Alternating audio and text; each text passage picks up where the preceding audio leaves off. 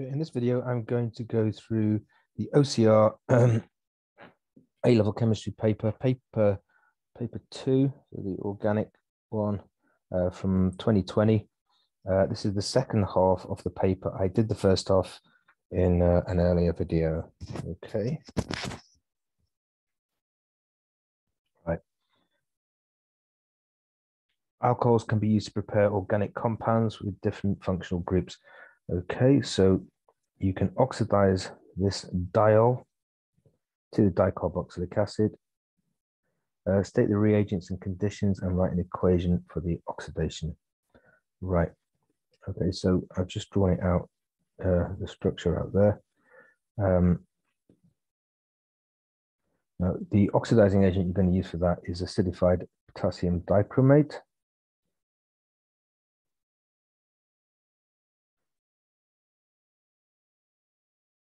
Solution, okay. And you probably want to reflux it to make sure you get complete oxidation to the alcohol, okay. Heat under reflux. Right, the equation then, so we have got C4, actually, okay, C4H, what is it, 10 O2, and that gets oxidized to C4H8,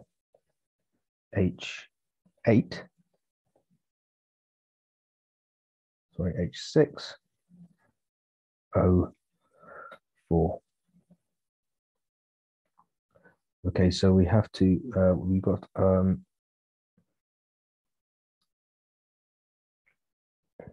we'll balance it by adding oxygen. Right, so we need to add some waters on this side here because we've gone from 10 hydrogens on the left to 6 on the right.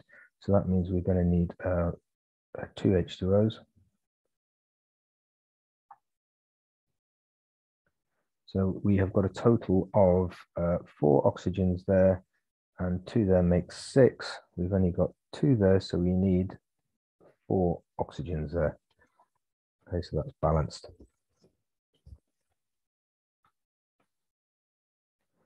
Okay, the dicarboxylic acid, it says, is soluble in water. Explain using a labeled diagram why it's soluble in water. Well, it's soluble, of course, because it can form hydrogen bonds with the water molecules. The carboxylic acid can form hydrogen bonds. So if I just draw a hydrogen, it says use a diagram. So you need to mention H bonds, and let's draw a diagram. So we've got a delta positive on that hydrogen there. And it's going to form an interaction with the lone pair on the water molecule. There's 2 lone pairs in the water molecule. I'll draw them both on the oxygen, and just put the partial charge on there. Okay, so you can form hydrogen bonds between water molecules and the carboxylic acid.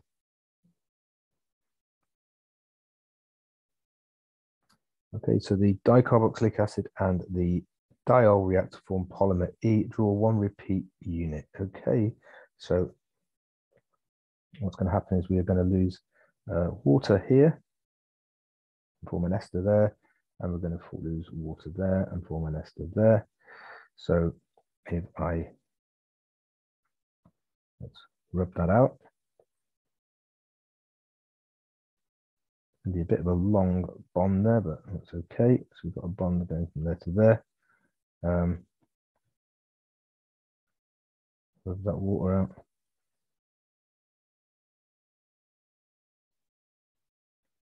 I've got a bond there. Okay, now repeating unit, we don't want to have anything more than once. So put that there. Let's start with my bracket here, and we can see that that is there. So we get rid of that bit. There's our repeating unit of the polymer. And it says the functional group should be clearly displayed, but I've drawn them there, drawn all the bonds. So that's rather than writing, it means rather than writing CO like that for an ester. They don't obviously want that. Okay, now it says Polymer E is biodegradable. Why is it biodegradable? Well, it's because the ester linkage can be hydrolyzed.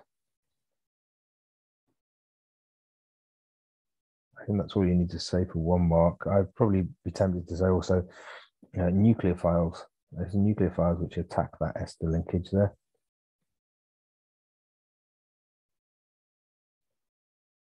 Because you've got a polar bond.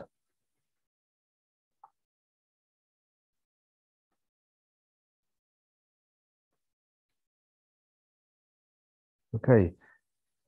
A large yield of polymer E can be obtained by reacting a diacyl dichloride with the alcohol, and the diacyl chloride is prepared from the dioic acid. Right, complete the equation. Well, if you remember, how do you turn a carboxylic acid into an acyl chloride? Well, the reagent is SOCl2, and what happens there is you form the acyl chloride, and you're going to get SO2 and HCl as well. Right, so we've got 2 carboxylic acids there, so we're going to need 2 molecules of SOCl2. And we're going to form a diacyl chloride, which I'll draw. So we have acyl chloride on each end.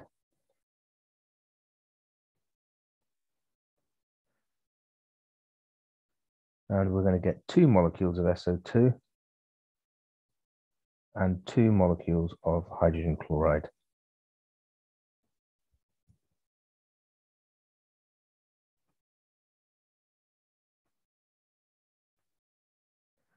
Okay, the carbonyl compounds F and G shown below contribute to the flavor of coffee. Okay. F is a member of a homologous series. Explain the term homologous series. Well, I would be tempted to say they share the same general formula. But I looked in the mark scheme and they said ignore that, but I would probably say that anyway.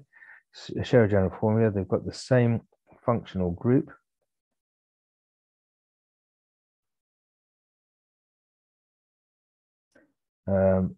Similar chemical properties.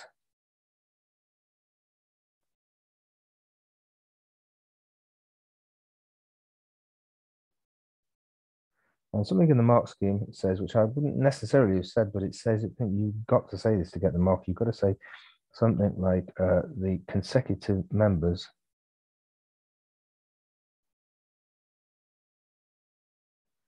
differ from each other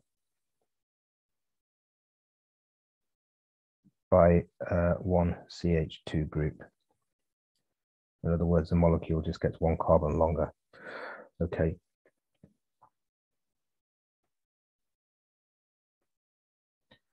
Predict the molecular formula for the member of this homologous series containing 24 carbon atoms. Okay, so we look at the formula here. We've got 1, 2, 3, 4, 5 carbons. We've got 10 hydrogens, and we've got an oxygen. So you can see the ratio of carbons to hydrogen is N, 2N for the hydrogen. So if there's 24 carbons, it would be C24, H48, and we'd have 1 O from the aldehyde group. It describes suitable chemical tests with observations that would confirm the presence of the functional groups in F and G. Right, so in F, there's only 1 functional group, there's an aldehyde, so you would use Tollen's reagent or Phalin's Tollen's, and that will give a silver mirror. Right, for G, a bit more complicated. Right, you could test for the alkene. Yeah, it will decolorize bromine water.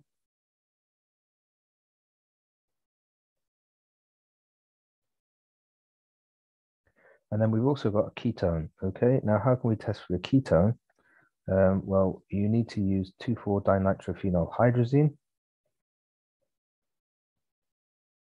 DNP, dinitrophenol hydrazine, and a positive test for any carbonyl would be orange crystals, orange solid forms. But then that would also, you get an orange solid forming with an aldehyde as well, so you don't have to confirm that it is a ketone and not an aldehyde by testing it with Tollens reagent, and then you would get no silver mirror.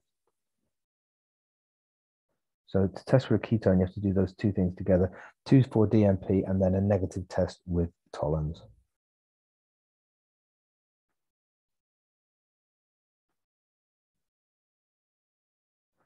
Okay, compound F reacts with HCN using sodium cyanide and hydrogen H+ ions. Outline the mechanism for the reaction and state the name of the mechanism. Well, the name of the mechanism, let's get out of the way first, is nucleophilic addition.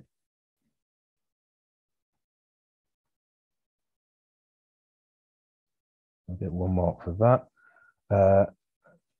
Include the relative, okay, so what we've got to do there is we need to have a delta positive on that carbon.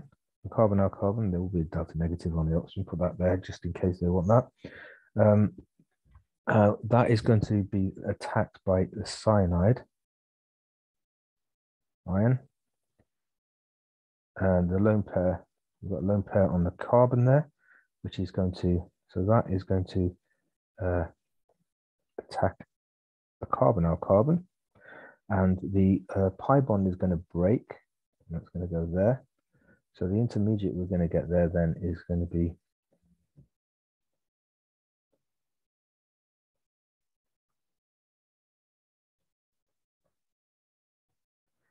right. So we've got our hydrogen there. We've stuck on the cyanide, and we've got O, and there's a negative charge on the oxygen now. Okay, and then the O is then going to pick up an H+ from the solvent. So we draw that curly arrow going from the lone pair on the oxygen onto the hydrogen, and that will turn it into a carboxylic acid, or turn it into an alcohol group.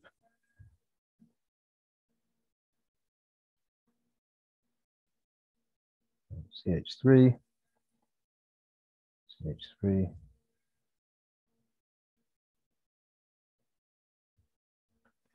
and we've got our OH there, and we've got our cyanide group there. That's the organic product. That is the product formed. Okay. Right, explain why the mechanism in C part 1 involves heterolytic fission. Well, the heterolytic fission bit is here, where we are, see this lone pair of electrons, sorry, the pair of electrons move. So why is it heterolytic? Because both electrons move to the oxygen.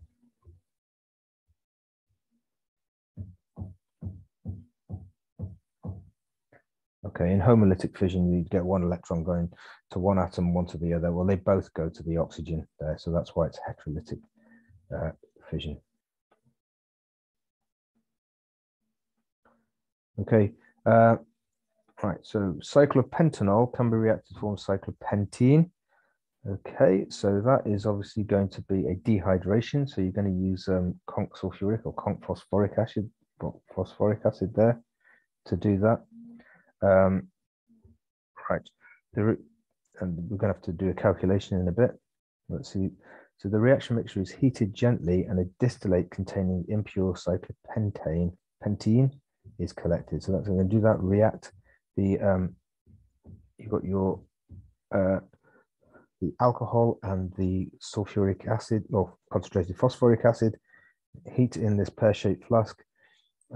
Any alkene which is made will be a bit more volatile than the alcohol because it can't form hydrogen bonds, of course, and so it will come up into the condenser and distill over collect it in the test tube in the ice bath there. Okay.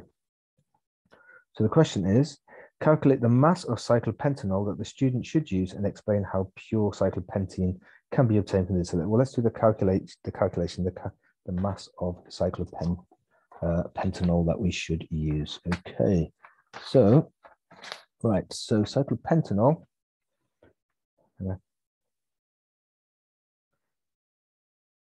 we've got there, and that's got an MR, cyclopentanol, it's C5H10O. So that's got an MR of 86. And we're going to turn that into cyclopentene, which is C5H8.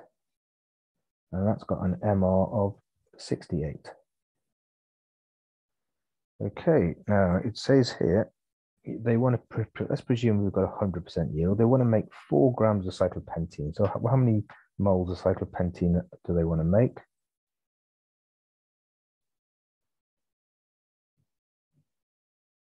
Mass over MR. So that's going to be 4 over 68, which gives us 0.0588.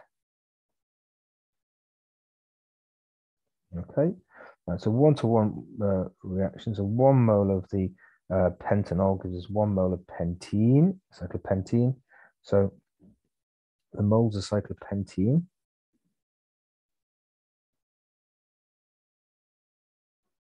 cyclopentanol we need to start off with is going to be the same. So now we need to work out what mass of that we need. That's going to be mass moles times MR. So that's 0.588 multiplied by the MR, which is 86, and that gives us 5.059 grams.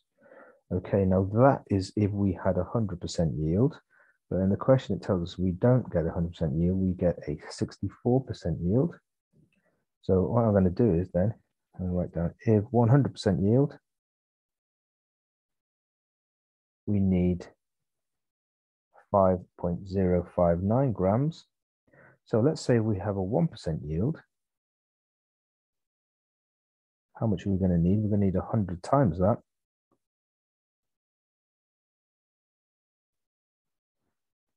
$505.9 grams. We don't get a 1% yield, we get much better than that. We get a 64% yield. So we only need a 64th of that. So if 64% yield, we need 505.9 divided by 64, which is 7.90 grams. So that is the mass of cyclopentanol that we should start off with. That's the first part of the question. Now, the second part of the question, it asks us what we're going to do, how we're going to get a pure cyclopentene from the distillate. Okay, right. So what we're going to do, first of all, is we're going to wash the cyclopentene is probably going to have the impure stuff. We'll probably have cyclopentanol in it, and some phosphoric acid as well, probably. Okay, so what we're going to do, we're going to wash it in an aqueous solution of sodium carbonate, would be the usual thing to use. Okay, now the sodium carbonate, that will neutralize the acid.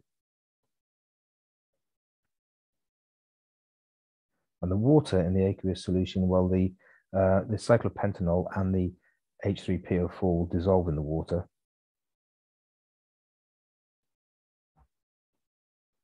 Because they can form hydrogen bonds. They're going to be pretty soluble in water, unlike the cyclopentene will not go into that. So then you're going to put it into a separating funnel. So you wash it in a separating funnel. Okay, and you'll end up with two layers. You'll end up with the organic layer, which is lighter. That's the cyclopentene, and this is the aqueous layer, which contains the sodium carbonate solution, phosphoric acid, and any neutralized phosphoric acid, and any of the alcohol. And you're going to throw that away, discard it, and keep the aqueous layer. The organic layer. The organic layer, then you probably want to dry the cyclopentene by adding anhydrous calcium chloride solid. Just leave it there, and so leave it in the solid, decant off the liquid, and then finally you would want to distill it. And it says cyclopentene boils at 44 degrees C, I think, in the earlier part of the question. So distill it and collect off a fraction at 44 degrees C. So wash it, dry it, and then redistill it. And that's that question done. Okay, and here is the organic layer, right, is analyzed by infrared spectroscopy, and it's shown below. Explain how the IR spectrum of the organic layer suggests the cyclopentene has been formed, and, or maybe you should say, but that the reaction is incomplete. Well, cyclopentene, we've got cyclopentene, and the reaction is incomplete, probably suggesting there's going to be some pentanol left in there still. Okay, cyclopentanol. Right, we can see that we have got a carbon double bond by this peak here, which is at about in the right region. If you look at the chart below, yeah, it should be between 1450 and 16. Sorry, that's arene. Sorry, alkenes 1620 and 1680. Well, it's just over 16, about 1620 or something there. That blue peak. Now, how can we tell the reaction is incomplete? Well, we've got some, we've still got some OH in there. You can see from the spectrum there, right? The OH must be coming from the cyclopentanol. This peak here, which is next to this is the CH peak, next to the CH peak. That's very characteristic of an alcohol. And if you look at the chart, that is alcohols, phenols, 3,200, about 3,200, okay? Gone.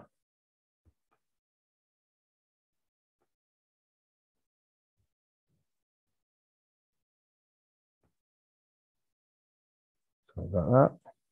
Yeah. So yeah, you've got that peak, which is about the right region. It's somewhere, you know, that's about 3,400. That between 3,200 and 3,600. There's definitely some alcohol in there.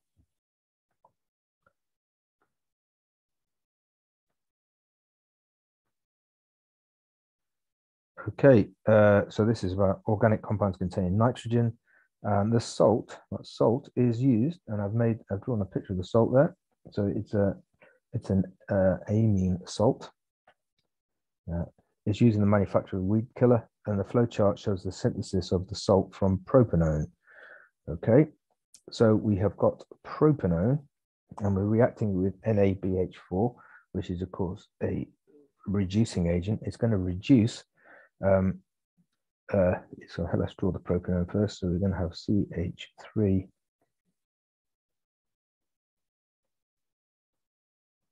It's going to reduce it to the alcohol. It's going to be a secondary alcohol. So you're going to get propanol.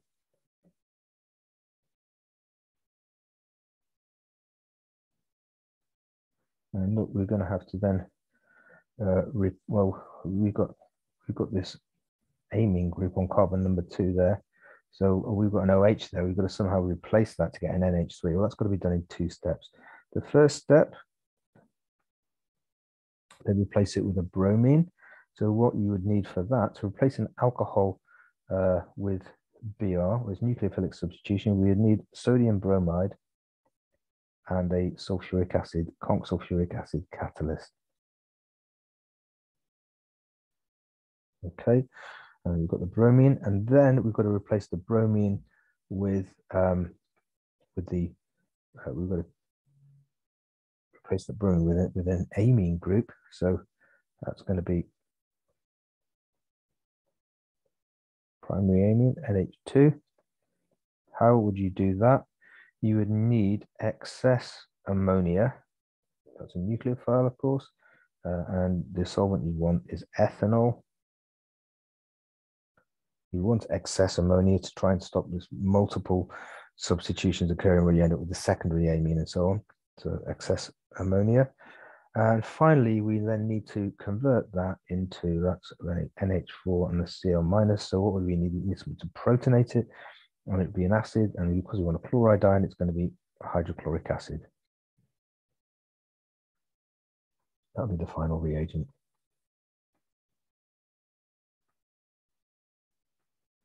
Okay, aspartame, which is an artificial sweetener.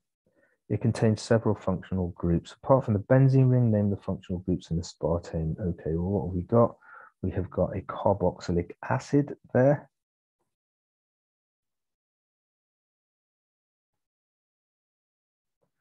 Here we've got an amide linkage here.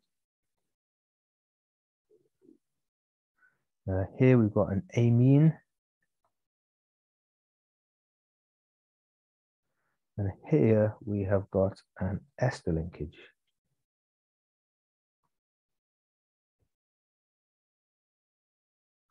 That's all, okay? Right, a sample of aspartame is hydrolyzed with aqueous acid. Draw the structure of the three organic products for the complete acid hydrolysis. Now, which groups can we hydrolyze? Well, we said before we've got an ester. You can hydrolyze the ester. You can hydrolyze that there, okay?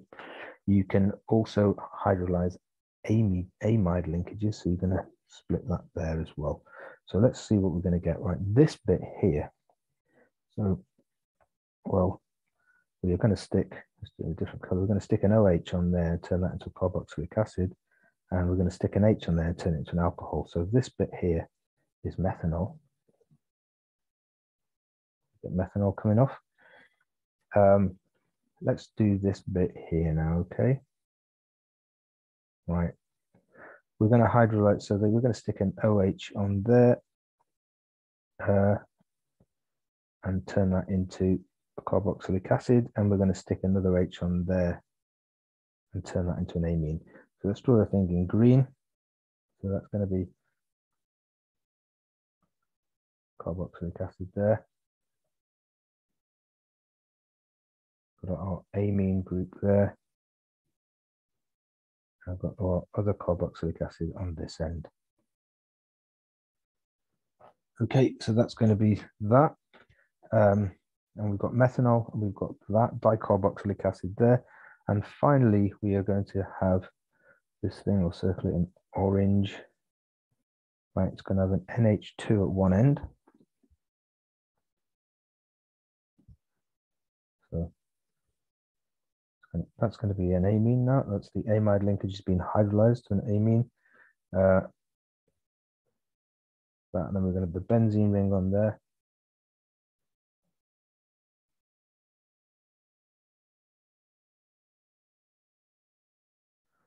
Okay, and then we are going to have here a carboxylic acid.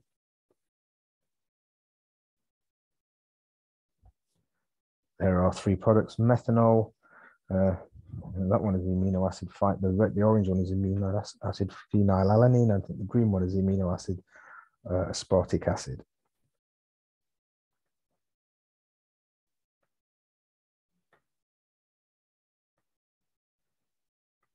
Okay, so people are concerned that may have adverse health effects, and we're going to work out the maximum daily intake. Right, the maximum daily intake is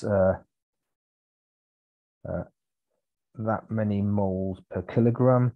A typical adult is 175 kilograms, and a can contains 167 milligrams. So what's the maximum number of cans that you can drink in one day?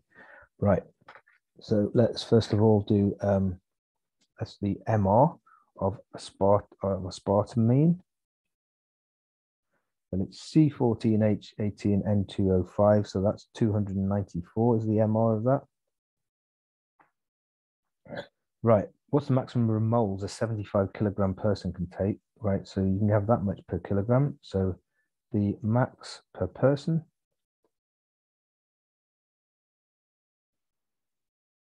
maximum moles in a day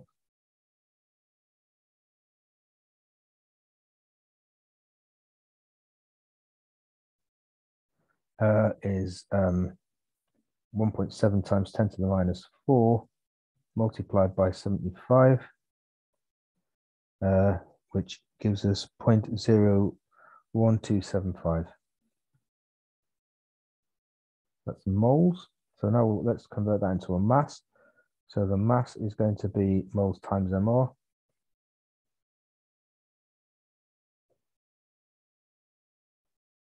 .01275 multiplied by the MR we said was 294. That gives us 3.7485 grams per day. Let's convert that into milligrams, multiplied by 1,000, 3748.5 milligrams. And then they tell us a can contains 167 milligrams. So what's that in number of cans? So you've got a total mass of 3748.5. Each can contains 167. Divide that by 167. That gives us 22.4 cans. Okay.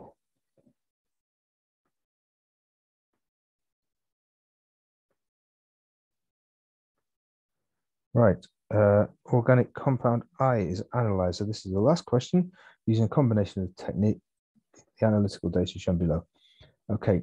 So the elemental analysis by mass here. So let's work out the empirical formulae. So that's going to be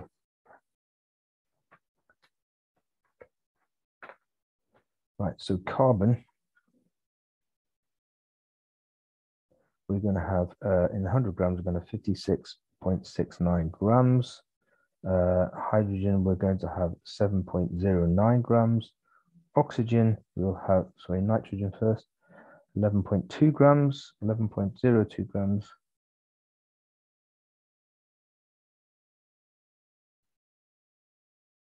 And oxygen, 25.2 grams. Okay, so we need to work that into moles. So we're going to do mass over AR.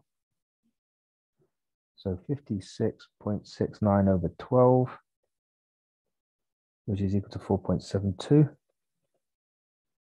7.09 over 1, which is 7.09. 11.02 over 14, the AR of nitrogen. So that gives us 0.787.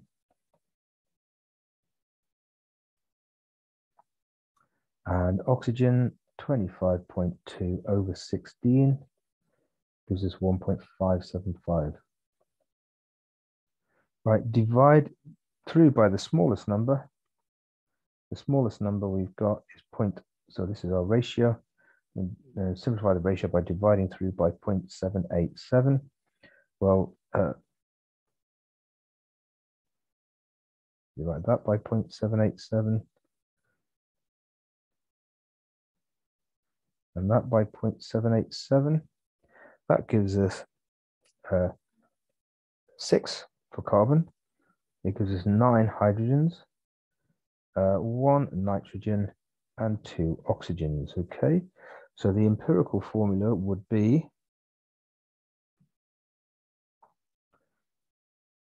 C6H9NO2. Now, it says the molecular ion peak, so this is the MR of the compound, 127. Well, if you add that up, that comes to 127. So it's not a multiple of that. That is the MR is 127. So this is also not just the empirical formula, it is the molecular formula. So it's a 6 carbon molecule. Right, now if we looked at they give us the infrared spectra, which unfortunately has been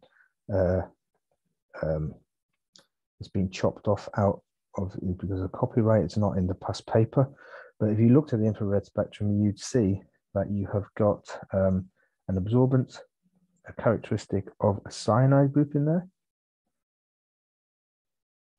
which I think is about 2,200 centimeters to the -1. That's where you've got a peak there. And the other functional group you've got is you've got a C double bond O carbonyl group, and that is an absorbance of I think about 1680, a peak at 1680 centimeters to the -1. So we know we've got a cyanide group, which makes life a lot easier for us to work out what's going on, and also a carbonyl group. Right, interestingly, we haven't got an alcohol there, but we've got 2 oxygens in there, so I'm guessing that maybe is an ester. We've definitely got a carbonyl in there, so we've probably got an ester or an ester and an ether. We know that the nitrogen is being used up as a cyanide. That's going to make things a lot easier. Now we need to look at the NMR, the 1H NMR spectrum. Before we do that, there's a question. It says, explain the use of 2 deuterated compounds in NMR. Well, I would say, right, what you can use CDCl3, or trichloromethane with a deuterium atom, as a solvent. Okay, that's a very good solvent, and it will dissolve most things, polar and non-polar, and also it won't give its own it won't no signal. It won't be 1H mass one, so it won't interfere with your sample. So that's why you use CDCl3. The other compound which is used a lot is deuterated water. And why do you add that? Because it will exchange any OH protons or carboxylic acid protons with a D atom, and that will make the peak disappear. So you do a spectrum without the D2O, and then you add a bit of D2O, and if any peaks disappear, you know that those peaks must be due to either the OH and alcohol or the OH and a carboxylic acid, which makes it easier to work out the spectrum. Okay, let's work out the spectrum of this compound now, of this C6H9, which we know has got a cyanide in it and probably got an ester as well. So let's do that. Okay, here is our proton spectrum. Right. Okay, so we've got C6, sorry, H9 NO2. Right, let's just check. We've got 9. Yeah, we've got integrated 3. That's a CH3. That's a CH3. That's a 1, and that's 2. That adds up to 9. So we've accounted for all of the protons there. So there's no. Okay. Now, what we're going to say, right? This peak here, this CH3, this one here, right, it's got an integrated value of 3, and it's split into a triplet. So that is probably a CH3 group, which is next to a CH2, I imagine. So let's see if we can see a CH2 next to a, and that's a CH2, and it's split into a quartet, so it must be next to a CH3. So that's probably that blue peak there. Also, the ppm of this is pretty high. Okay, this is like about 4. So that tells us that those protons are probably next to an oxygen. Okay, now we suspected that we had an ester linkage in there. All right, so we'll come back to that in a minute. Now let's think what this.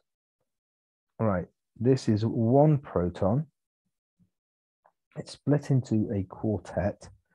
So it is probably, sorry, it's probably on a, all right, it's on a carbon, which is next to a triplet. Okay. Next to, sorry, next to a CH3, sorry. Well, so it's next, that's why it's split in that fashion. This orange CH3 is probably that one, because that's split into a doublet. It's been split into a doublet by that green hydrogen there. Okay, you've got one hydrogen on the carbon next door. That's why it's a doublet. So that would fit in with that. Now we need to think about the fact that we've got this cyanide group somewhere. Well, we could put the cyanide on here, couldn't we? And all we need to do now is join that up to something, well, we could join it up there. So I think that is our structure.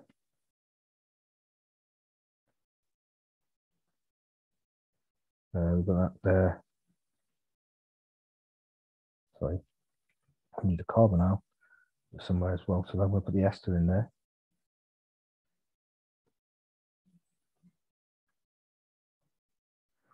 And then we're going to stick this bit on there, okay?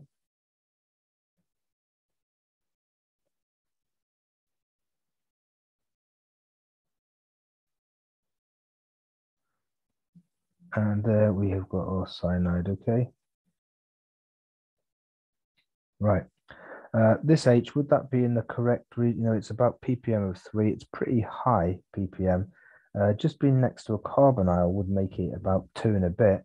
But then you're also next to this quite electronegative cyanide, so that's why it's shifting it up a bit higher towards a 3 or something. So anyway, that I think that is definitely the structure. That couldn't really be anything else. Okay, and that is the last question on the paper. That's the end.